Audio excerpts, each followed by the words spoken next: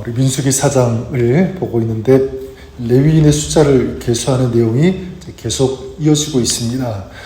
각 레위 족속 자손들의 숫자를 계수하고 이제 그들에게 임무가 주어지는데 우리가 계속 보았던 것처럼 그들에게 주어진 임무는 바로 성막을 관리하는 일이었습니다. 모세와 아론은 하나님께서 명령하신 대로 그대로 이제 순종하게 되죠. 어제 저희가 나누었던 것처럼 이 고핫 자손은 이 성막의 이 내부 이 성물들을 관리했고요. 게르손 자손은 이 성막의 휘장과 덮개를 관리했고, 또 무라리 이 자손들은 성막의 널판, 기둥 이런 것들을 관리했습니다. 한 가지 분명한 사실은 그들이 맡은 이 사역은 어떤 것이든지 다 중요하다, 가치가 있다는 것입니다. 이 고핫 자손이 성막 안의 기구를 관리했다고 해서 더 중요하고 다른 이 자손들이 이 성막 밖의 일을 했다고 해서 덜 중요했다? 절대로 그렇지 않다고 어제 말씀을 같이 나누었습니다. 하나님 보실 때는 모두가 중요하다, 모두가 가치가 있고 모두 동일하다는 것을 우리가 나누었습니다. 여러분, 우리가 각자 맡은 사역도 똑같죠? 목사로 사역하는 것, 장로로, 집사로, 권사, 또 성도로서 사역하는 이 모든 것, 작고 크고 이건 절대로 나눌 수 없습니다. 더 중요하고 덜 중요하다? 그렇지 않습니다. 모두가 중요하다. 이 사역의 내용만 다를 뿐 똑같이 우리 하나님을 위해서 하는 모든 동일한 사역인 줄 믿습니다. 저는 이 목회를 하는 이 목사도 마찬가지라고 믿습니다. 여러분, 큰 교회를 사역한다고 해서 큰 사역을 하는 것이고, 작은 그런 교회를 섬긴다고 해서 작은 목회를 하는 것인가? 절대로 그렇지 않습니다. 모두가 좀 막중한 이 책임을 가지고 하는 소중한 아주 중요한 그런 사역이고요. 또 하나님께서 보실 때는 다 똑같이 저는 보신다고 믿습니다. 우리의 사역도 저는 그렇게 동일하다고 믿습니다. 그런데 만약 인간적인 기준을 가지고 나의 것과 다른 사람, 그리고 나의 사역과 다른 어떤 사람의 만약 이런 사역을 비교한다면 이것은 굉장히 위험합니다. 어떤 사람은 이렇게 비교하면 열등감에 빠지는 사람이 있는가 하면 또 많은 경우에는 교만함에 빠질 수도 있습니다. 바로 이 고핫의 손자인 고라라는 사람이 있는데, 나중에 이제 민수기에 보겠지만 이 사람이 어떻게 합니까? 제사장직을 탐을 내죠. 그래서 이스라엘 지휘관 250명을 동원해서 선동해서 모세를 대항하고 반역을 일으키게 되고요. 그 결과로 죽임을 당하는 비극이 그에게 일어나는 것을 보게 됩니다. 부여된 소명과 주어진 역할에 대한 이 조화와 협력보다는 시기와 욕심 때문에 일어난 참사였다라고 할 수가 있는 것입니다. 근데 이 고라 말고는 다른 사람들을 보면 각자 이 주어진 역할 그리고 의미에 최선을 다해서 섬긴 것을 우리가 보게 됩니다. 여러분, 이들은 자기가 맡은 자리, 바로 하나님께서 맡기신 최고의 자리라는 것을 그들은 생각했을 것입니다. 저는 우리의 사역이 그럴 수 있기를 주님의 이름으로 간절히 축원합니다. 우리 어제도 살펴보았지만 오늘 조금 더 다루고 싶은 것이 있는데, 바로 그것은 성막에서 봉사할 수 있는 이 나이를 30세에서 50세로 제한하고 있다는 것입니다.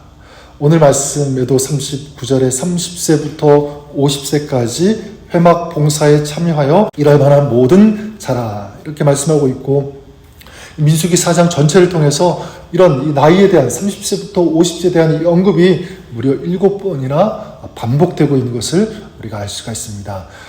히브리어는 이 표기할 때 이 느낌표가 없고요, 따옴표도 이런 기호가 없습니다. 대신 이 히브리어는 중요한 것, 또 강조하고 싶은 것은 어떻게 하냐면 그 내용을 반복해서 기록합니다.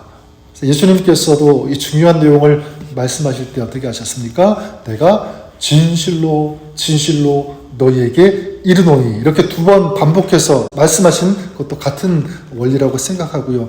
이사야 6장에도 보면 천사가 하나님을 찬양하는데 어떻게 찬양합니까? 거룩하다 3번 반복한 것도 이 하나님의 이 거룩하심을 강조하기 위한 방법이라고 할 수 있겠죠. 오늘 이 민수기 4장에서도 성막에서 봉사할 수 있는 이 나이에 대한 이야기를 7번이나 반복한 것도 어떤 의미가 있습니까? 이것이 굉장히 중요하다라는 것을 알 수가 있습니다. 자, 그럼 왜 이처럼 30세에서 50세까지의 나이를 강조하는 것일까? 자, 우리는 이것을 어떻게 적용할 수 있을까? 어제도 한 2가지 나누었지만 오늘 한 가지를 좀 더 생각해 볼 수 있기를 바랍니다. 자, 무엇 때문에 그러냐면 바로 하나님을 섬기며 또 하나님을 예배하기 위해서는 준비가 필요하다라는 것을 말씀드리고 싶어요. 준비가 필요하다. 성경에 보면 모든 사람이 이 30세에서 50세 사이에 부르심을 받은 것이 아니죠.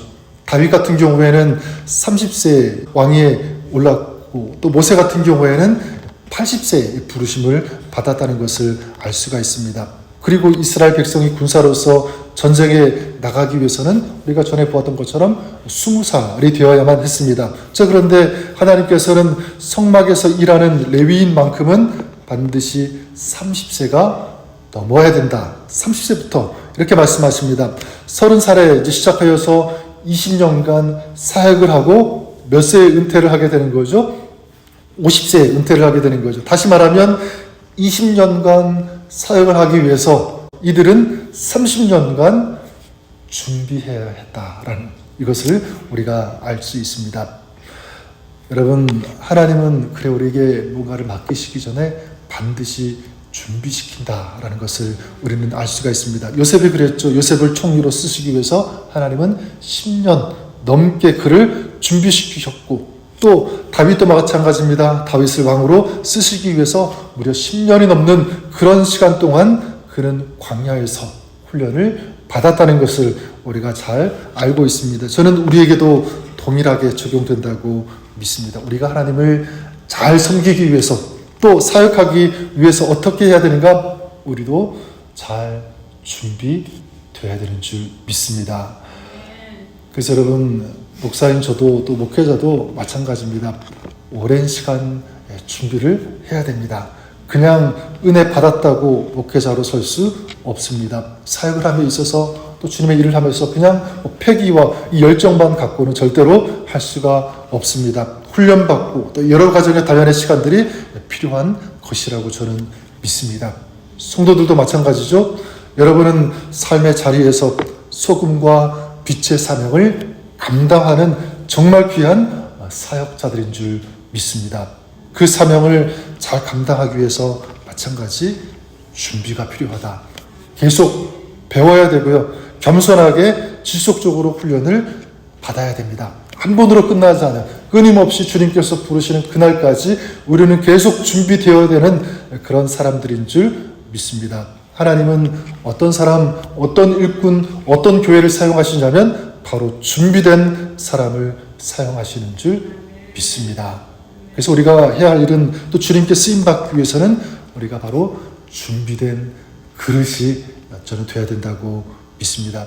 여러분의 삶이 그렇게 준비되어지는, 하나님께서 쓰실 수 있도록 그렇게 준비되는 여러분, 또 여러분의 사역이 될 수 있기를 주님의 이름으로 축복합니다. 여러분, 저는 예배도 마찬가지죠. 어떤 사람이 은혜를 받을 수 있는가? 바로 은혜 받는 사람은 저는 준비하는 사람인 줄 믿습니다. 마음으로 예배를 준비하고 기도로 예배를 준비하는 그런 사람, 예배뿐만이 아니죠. 우리가 하나님의 일을 할 때, 또 봉사할 때, 섬길 때도 무엇보다도 기도의 준비가 필요하다는 것입니다. 그래야 하나님께서 그 사람에게 또 그 사역 가운데 은혜를 부어주시는 줄 믿습니다. 최근 그 유엔에서 현대 인류의 연령을 5단계로 구분한다는 그런 글을 보았는데, 어떻게 구분했냐면 보통 우리가 생각하는 것보다 조금 좀 의외입니다. 0세부터 17세까지를 미성년자 이렇게 구분했고요. 그 다음 18세부터 65세까지를 청년이라고 구분했습니다. 그리고 66세부터 79세까지는 중년, 그리고 80세부터 99세까지는 노년, 그리고 100세 이상은 장수노인. 조금 다르죠? 그러니까 여러분은 어디에 속합니까? 대부분 청년 아니면 중년이에요. 청년 아니면 중년.